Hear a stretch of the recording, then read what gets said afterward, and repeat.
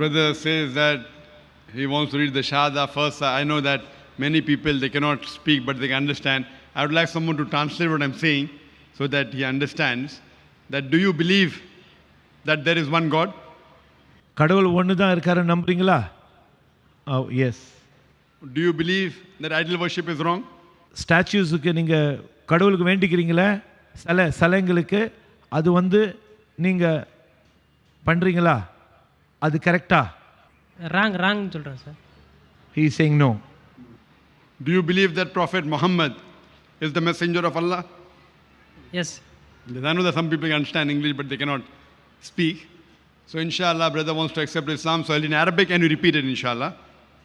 Ashhadu Allah ilaha illallah wa ashhadu anna Muhammadan abduhu wa rasuluhu. I like someone to translate into Tamil. I bear witness. நான் சாட்சி சொல்லுகிறேன்